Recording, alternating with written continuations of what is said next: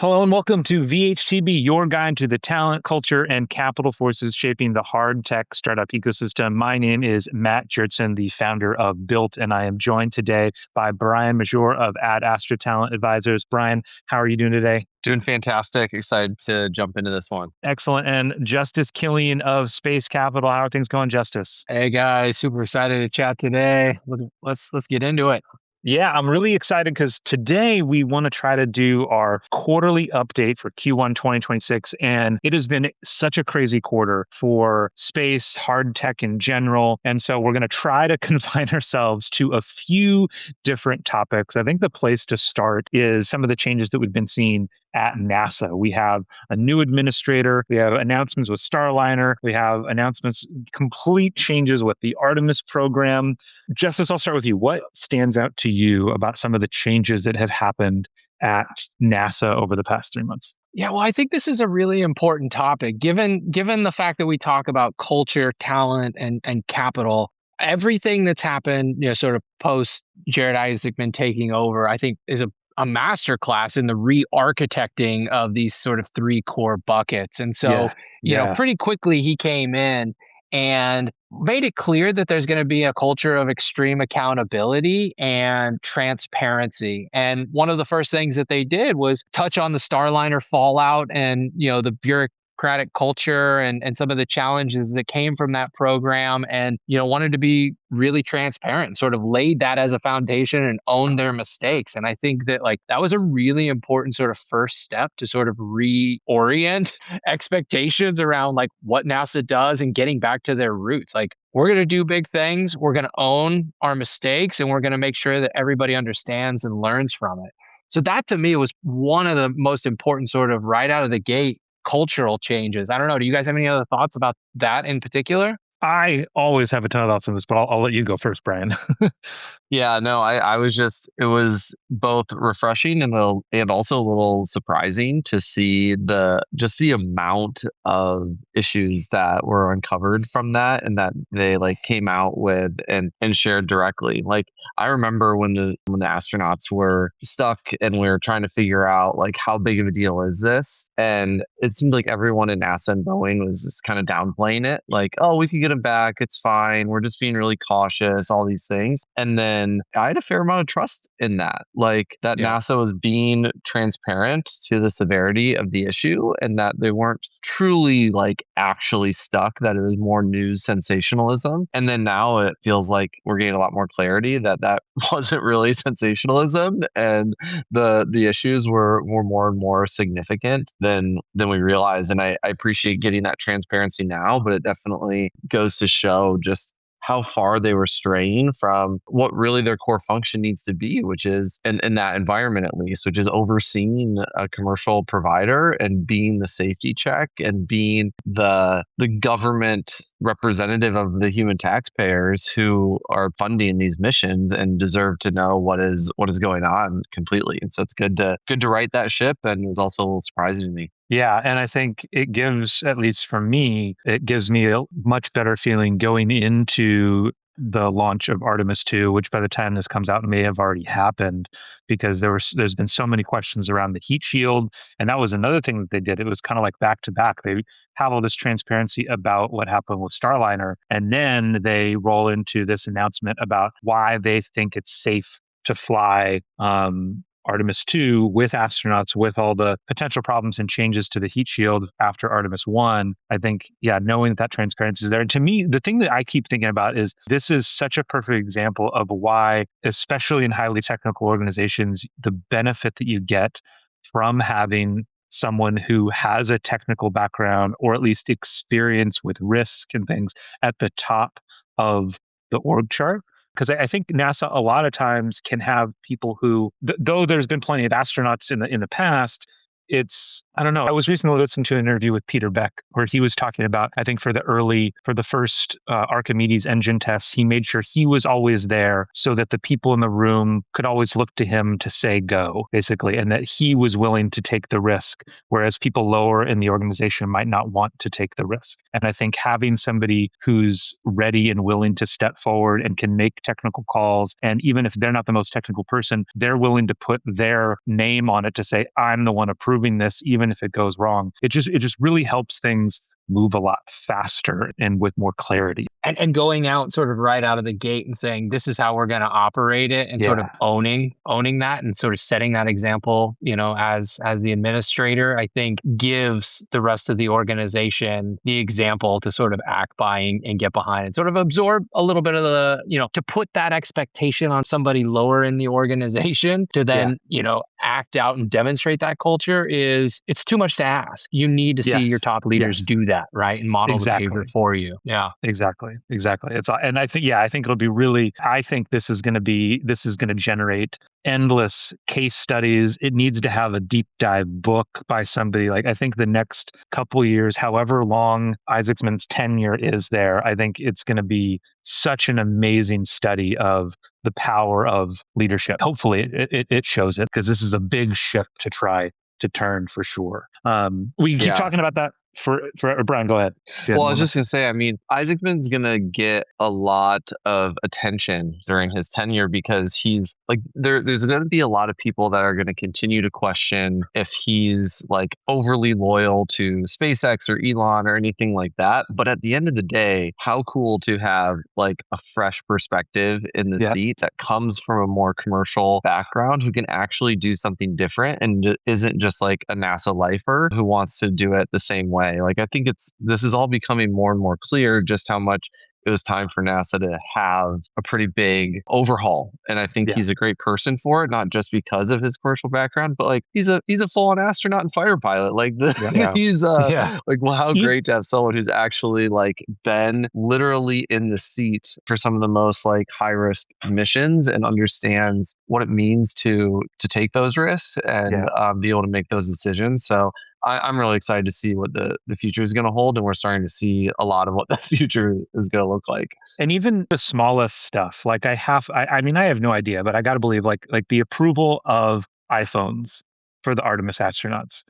I gotta believe that approving those kinds of devices to go up on a NASA mission is something that's just been stuck in paperwork for years, and there's just no one who's quite willing to say okay, because no one is 100% certain that it's going to be okay. And then here comes Jared, who's like, look, I have done FaceTime calls from my iPhone in Dragon. It's okay.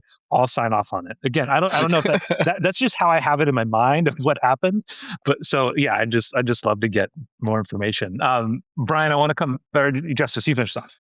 Well, just to tie up this cultural aspect, I mean, I don't think that this is actually like new or novel. I think what he's really trying to do is get back to the roots of what NASA was, right? 100%. Like, to take risk in a thoughtful way and like execute. And so I think this sort of cultural reorientation to the way it was, that's, the next things we touch on are just going to be a product of that. But I think this is going to be the biggest change and the most exciting change, and could be a really powerful, enduring legacy if he can integrate that culture back into the whole organization. So no, 100% agree. Brian, I want to come to you for the next one, because again, there's another thing that probably by the time this come out, it may have already happened. As we're sitting here, there's reports that SpaceX might be filing its IPO as early as this week. We've kind of touched on things a number of times. I think we just had discussions. I'm not sure if it's come up in the episodes a lot, but it's projected to be the largest IPO in history, period. When it comes to space companies, I saw a stat from somebody that was like, I think the largest IPO of a space company prior to this is there's like a couple orders of magnitude smaller. We're talking in like the maybe low double digit billions, or maybe still single digit billions. I forget. And so it's a lot of capital. Like there's a lot of things to talk about in a lot of ways, but one of them is a lot of capital suddenly being given to a lot of talent that is, currently at other startups, thinking about starting other startups. From your perspective, what are you thinking this might do to the talent market of suddenly having all of this fresh money flow into the market? Yeah, this is a fascinating topic, and one that we're spending a lot of time on within our company and with candidates and individuals this is impacting. There's a lot of speculation, and it is largely speculation, but like we're already starting to see moves by people based on this. People are more likely to be leaving Interesting. their jobs. Interesting. They're starting to think about what house they're going to buy. They're starting to think about, do they need to move out of California to establish residency in another state so their taxes are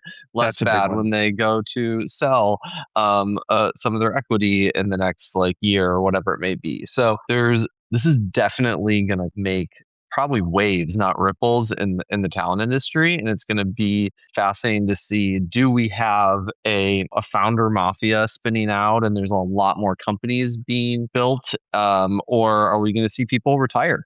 Like a lot of these individuals have enough money to retire, and they've given so much already, blood, sweat, and tears, time and energy over the years. And so I think a lot of people are going to retire. But will they stay in retirement, or will they want to Yeah. get pulled back into a mission that they're really, really compelled by? So there's a lot of ways this is going to play out. I think there's going to be different buckets of people doing different things, but I think it's definitely interesting to see what more companies will be started. But frankly, it's already gotten pretty competitive in the last few years.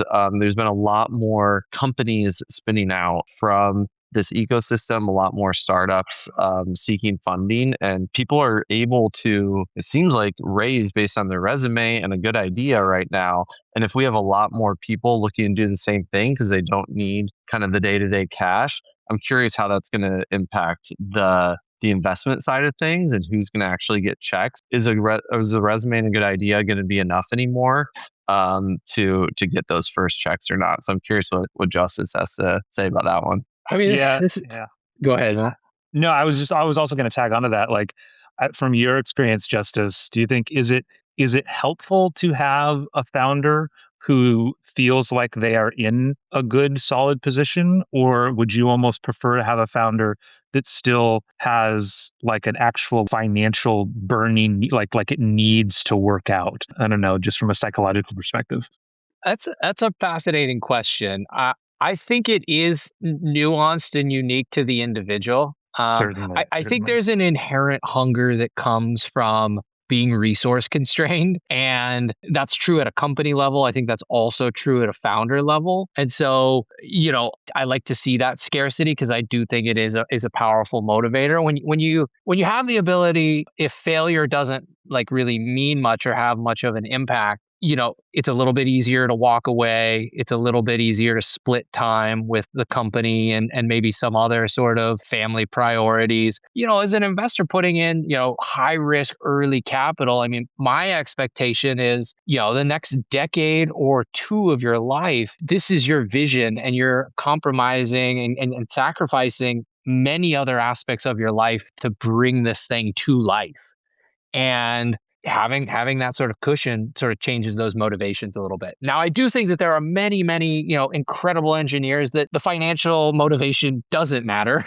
They want to build and work on the hardest problems, the most interesting engineering challenges, and that is their intrinsic motivation. And so I do think it really is parsing out, the individual that you're going to be backing. I think it'll just be a little bit harder to get to those underlying motivations, like Yeah. the rate at which deals are moving. If you have 30 minutes to meet somebody and write a check, you're not going to be able to get to that level of understanding on who they are. But it is fascinating. I did want to also sort of expand on this point that Brian made.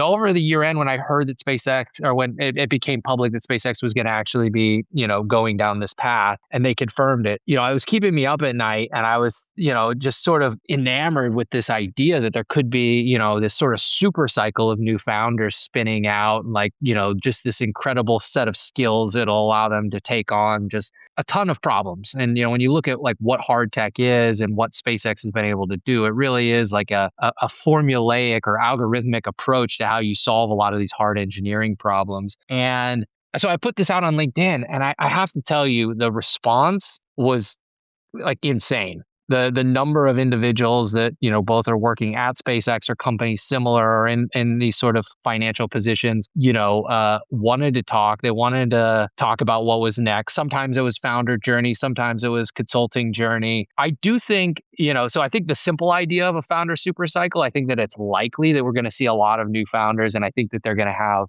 sort of an unprecedented ability to solve some interesting problems. But I think that there's going to be a weird sort of dynamic here where a lot of folks just want to consult and they only want to do like 40 hours a week, but they still want to work on really hard problems. And I'm already seeing it where some venture-backed companies have promised their investors that they're going to go out and solve and build some really interesting problems. And they're essentially like outsourcing the construction of a satellite or the building of some key Interesting. components to these really capable Interesting. individuals. And they're just delivering their first onesie, twosie of the, early hardware. And so, you sort of sold investors that, hey, we're going to build this capacity internally and do this thing. And like, they're sort of shortcutting it for like a short-term gain, foregoing some of that longer term skill building and like the ability to recruit these people internal. And I don't know what investors are going to think. Like, that's not what I signed up for if I put a check in. And so I don't know. I mean, Yeah. it's just a different game. Yeah. Yeah. And I think that's going to keep happening more and more because right now there are more, like even without the IPO, there already are more SpaceX type founders that are getting these checks and they're like, oh, how did this work at SpaceX? Well, we kept the bar super high. We hired really, really great people and we didn't compromise on that. And we like built and iterated quickly.